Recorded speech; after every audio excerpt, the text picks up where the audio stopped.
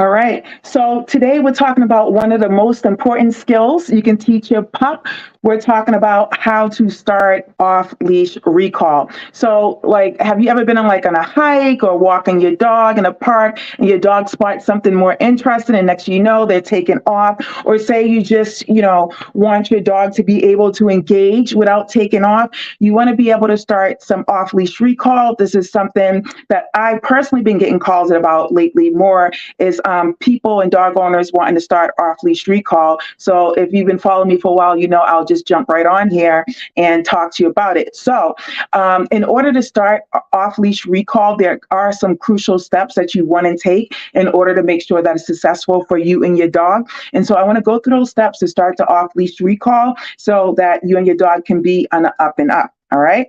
So first things first, when we're talking about practicing recalls, okay, you want to practice the commands indoors. So this allows your dog to safely start without them running off. And so they'll really, really know the command. So when you're starting off indoors, I always say practice indoors, practice an environment where there's less distraction so your dog's able to come to you more reliably. But all in all, it's more so for safety first because you don't want your dog to get out there in a park or a trail and then they're not able to come. So you always want to make sure that your dog's able to reliably come to you at home first before going out there in the world with additional distractions. So just make sure you're practicing indoor first.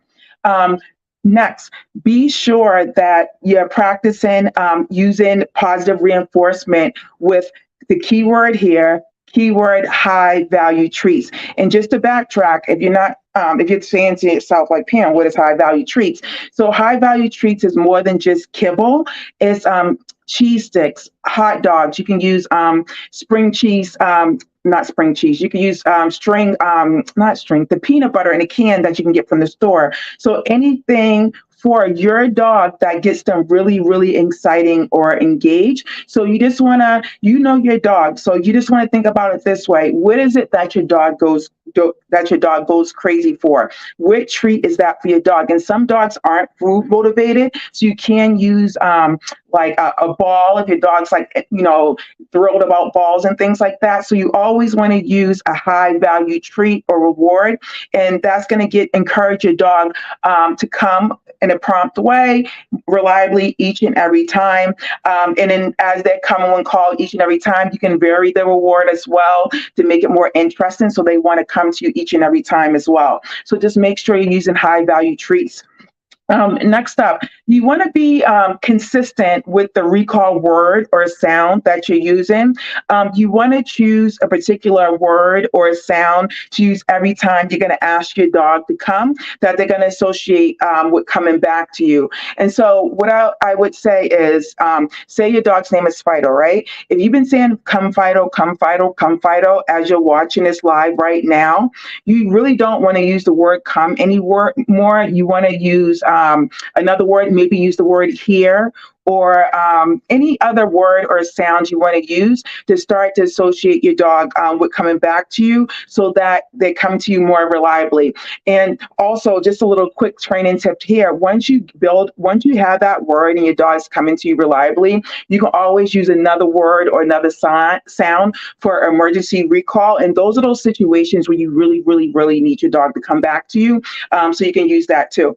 All right. And going back again, as always, next tip, you want to start in a safe place in a quiet area. So this allows your dog to focus and learn the recall command with no other distractions or dangers around or the temptation to run off.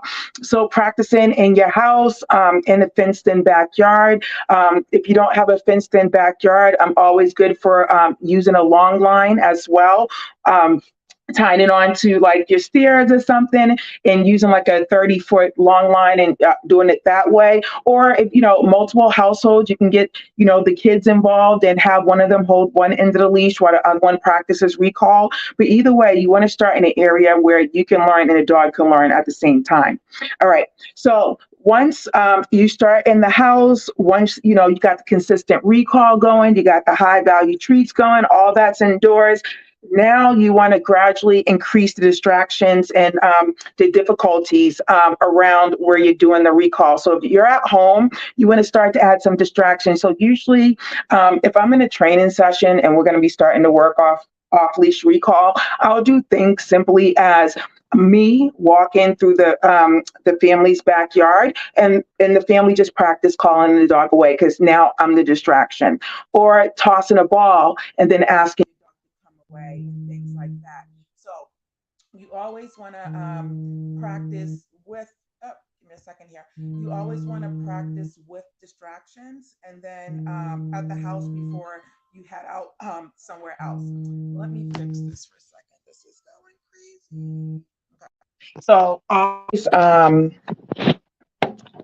always add the distractions at home before you go out into the real world and gradually increase those. And then once your dog's reliably coming back to you with those added distractions, then you can start going out there into the real world practicing. But before you go on any type of trails or in a park or things like that, you just don't want to say, great, my dog's doing it at home. Let me just go practice off leash. You always want to keep them on leash. You just want to use an extremely long line, whether it's a 15 or 20-foot leash, whatever you can handle, and start there before you start letting your dog off leash. And just remember, off leash recall is something that takes time. It's not something that happens overnight. It's not going to happen in a month. It's something that you're going to gradually build up to with your dog to the point where you do feel comfortable letting them off leash for the entire walk. So you may start off just letting them off the leash at 5 minutes at a time before clipping them. You may clip them when you see distractions, and then you will get to that point where you have trust, the dog trusts you, and then you can continue moving forward.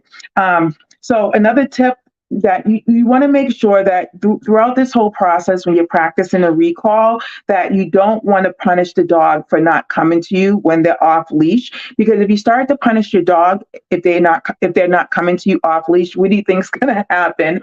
They just would not. They will, they will start not coming back to you. So you just want to make sure that you're not punishing them. I always talk about the 5 rules of recall. If you haven't heard about them, check them out. They're on the Instagram page and the post. Those are very handy, but following those rules will actually help. But one of them is you don't want to punish your dog. You just want to go ahead and get your dog instead. And say you are somewhere practicing off leash and your dog doesn't come back to you. When you do get them back, you don't just automatically let them off leash again. You just want to go ahead, put them on leash, build back up that trust in a recall before letting them back off again. Sorry, Mike. Before letting them back off again. That's all. And last but not least, if you need help, you don't have to do this on your own. You don't have to worry. It's not always easy getting your dog to come from distractions.